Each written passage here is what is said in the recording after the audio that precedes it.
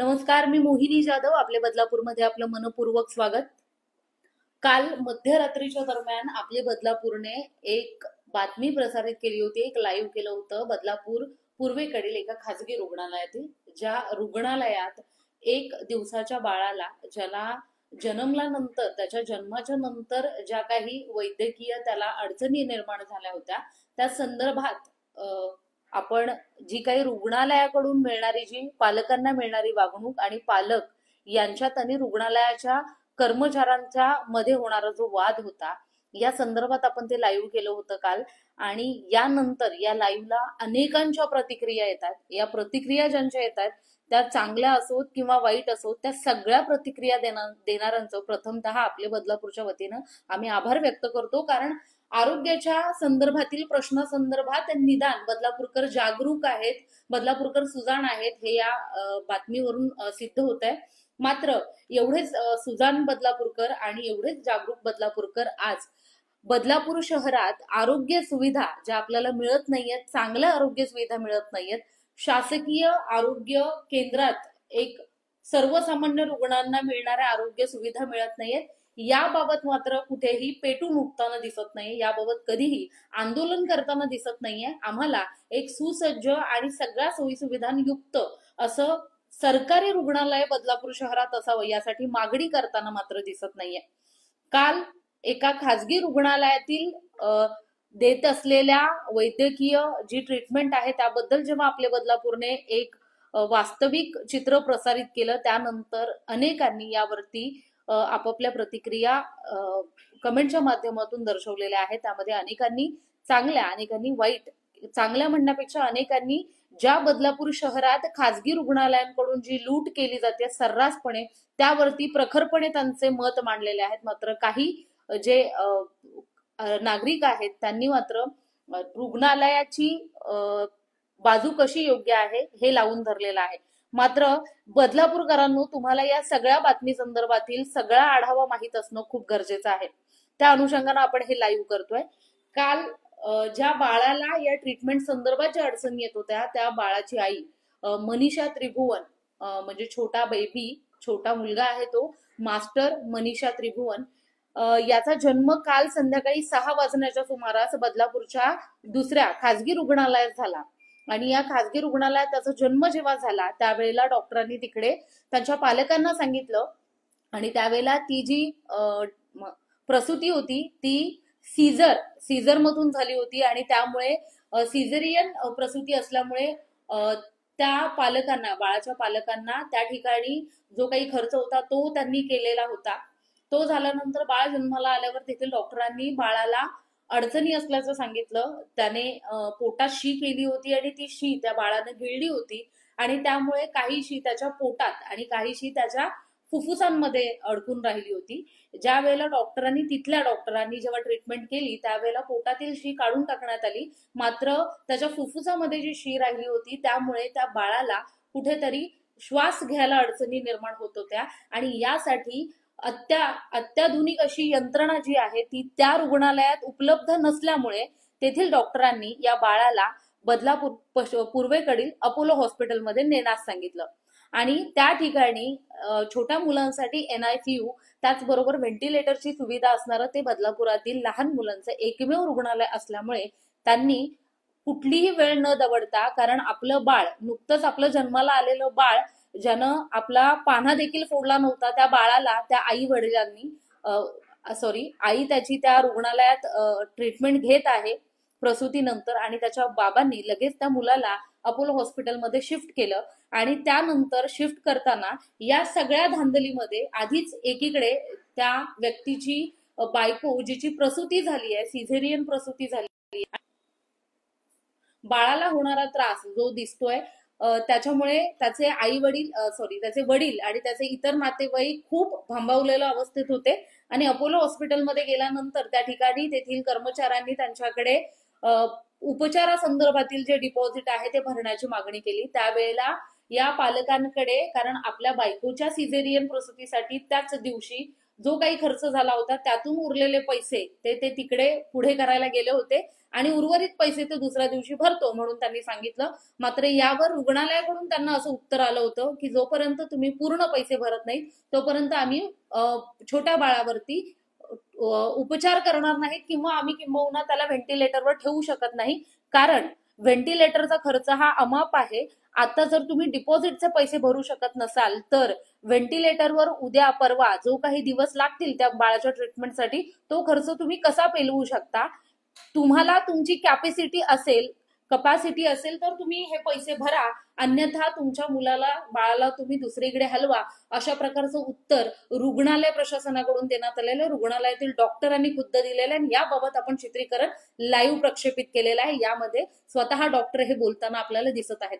असं सगळं असताना त्यावेळेला त्या पालकांची मनस्थिती काय असेल याचं उत्तर बदलापूरकरांनो तुम्ही द्यायचंय. कारण ज्या पुरुषानं आपली एखाद्या लहान बाळाच्या जीवापेक्षा मोठी असू शकते का, या प्रश्नाचं उत्तर बदलापूरकर हो तुम्हाला द्यावं लागेल. कारण जर आपण कायद्याचा विचार केला तर मी आपल्या बदलापूरच्या माध्यमातून तुम्हाला सांगू शकते की 2002 रोजी code of medical ethics regulations हा कायदा जेव्हा आला होता आणि त्या कायद्याप्रमाणे वैद्यकीय सेवा मिळण्याचा हक्क हा प्रत्येकाला आहे आणि तो हक्क मिळालाच पाहिजे, मग ते शासकीय रुग्णालय असो किंवा खाजगी रुग्णालय असो. त्यावेळेला जर त्या कुठल्याही बाळ असू देत किंवा कोणीही सर्वसामान्य नागरिक असू देत, कोणीही असू देत, त्या प्रत्येकाला कोणत्याही प्रकारचा भेद न करता, अगदी गरिबी, जात, धर्म, लिंग यापैकी कुठलाही भेद न करता, पुन्हा एका बदलापूरकर हो, गरिबी, जात, धर्म, लिंग यातील कुठलाही भेद न करता त्या रुग्णाला पहिल्यांदा रुग्णसेवा जी आहे ती मिळाली पाहिजे, वैद्यकीय सेवा मिळाली पाहिजे.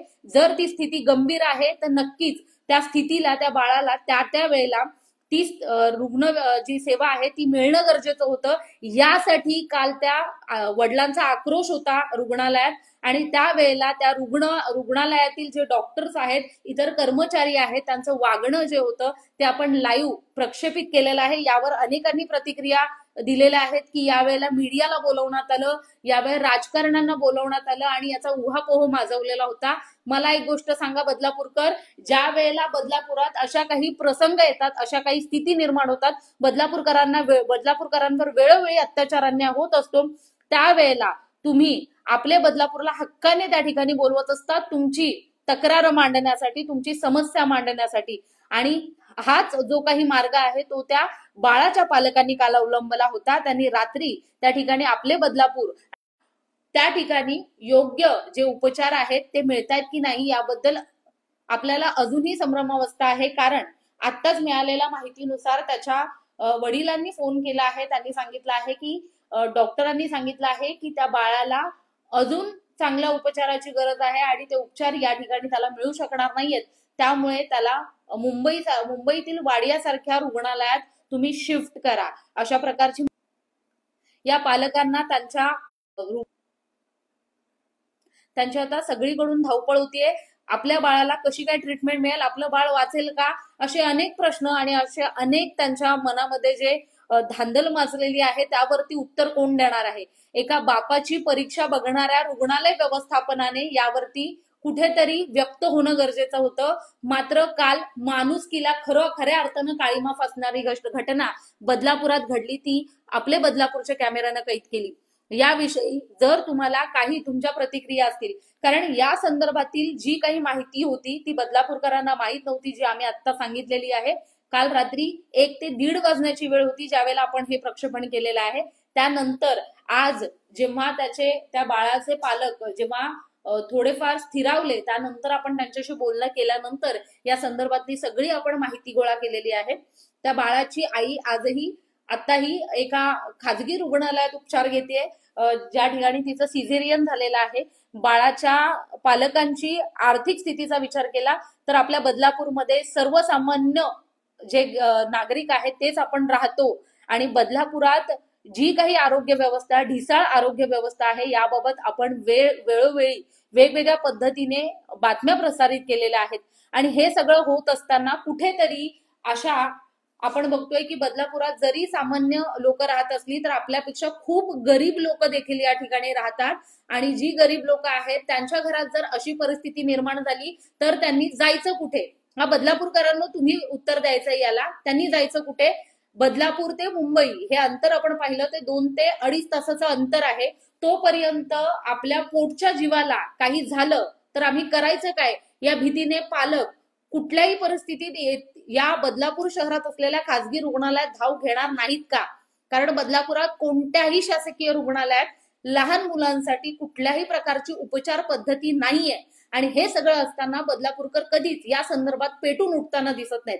आम्हाला चांगली आरोग्य व्यवस्था हवी, आम्ही कर भरतोय, आम्ही बदलापुरात राहतोय, आम्हाला जर एखाद वेळेस कुठलाही अतिप्रसंग आला आमच्या जीवावर बेतला तर आम्हाला या ठिकाणाहून मुंबईला उपचारासाठी जाईपर्यंत निर्माण होईल अशी भीती असताना बदलापूर शहरात अशा प्रकारचं रुग्णालय अद्ययावत रुग्णालय का नसावं आणि असं रुग्णालय असावं यासाठी कुठलाच बदलापूरकर का पेटून उठत नाही, याबाबत का प्रशासनाला प्रश्न विचारत नाहीये?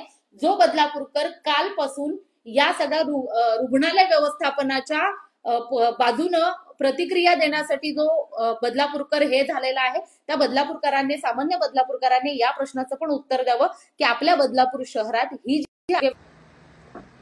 आपण बदलापूरकर म्हणून सामान्य बदलापूरकर म्हणून प्रशासनाला प्रश्न विचारणं गरजेचं आहे.